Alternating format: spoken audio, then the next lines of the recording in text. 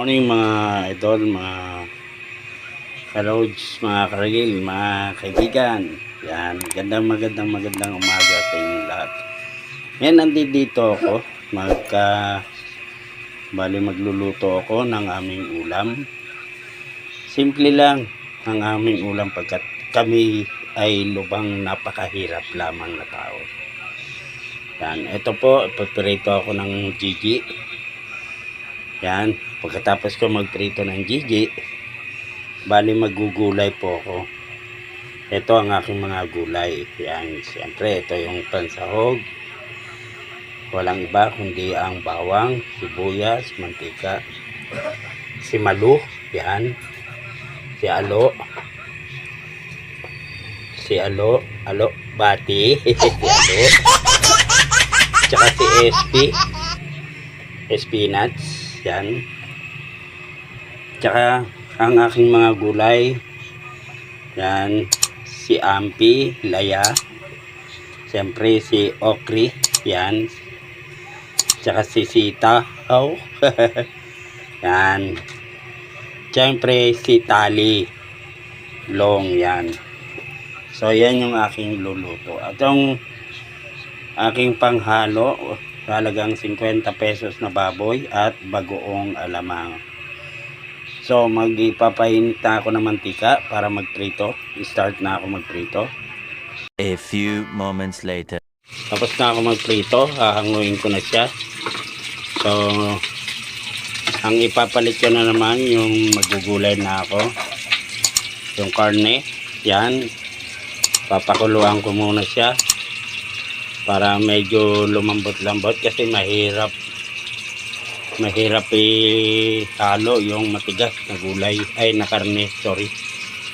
Pero ang ingredient ko dyan, hindi kasi ako mahilig maglalagay ng mga seasoning, kung ano-ano. Asin lang, sa probinsya nga asin lang para sa gulay at sa ibang lutuin. Asin bechin lang, okay na, masaya na ako roon. Kasi sa totoo lang, ang mga magic na yan, yam na yan, isa sa mga nagiging cause kung bakit nagkakasakit ang tao kapag umaano na yung edad, tumataas. So okay na sa akin yung asin bechin. Yun, ngayon hintayin natin na maluto at kumulo. Okay, ito na yung ating gulay, luto na siya. So yun, bali hindi ako mahilig talaga, ulitin ko, hindi ako mahilig sa mga ingredient. Okay na sa akin yung asin bechin. Yan, kasi sa totoo lang, nag-interview din ako ng mga senior. Nainggit ako sa kanila dahil gusto ko rin maranasan yung buhay, yung edad nila. So nalaman ko na kaya pala umaabot sila ng 90, 80 plus dahil hindi sila mahilig sa mga ingredient. Gusto lang nila bechin, asin, okay na sa kanila yon. Minsan niya tanlad lang ganon, lalagyan mo lang ng asin. So nice ko rin maranasan yung ganong buhay. Kaya talagang simula nung ako nagluluto, ayoko ng mga ingredient. Okay na sa akin yung asin bechin.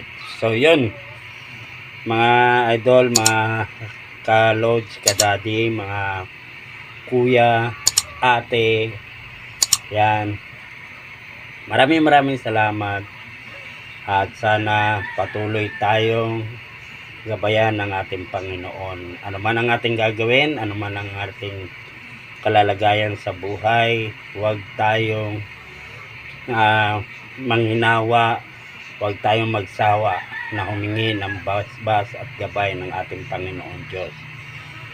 Amen. Maraming salamat at mabuhay tayong lahat.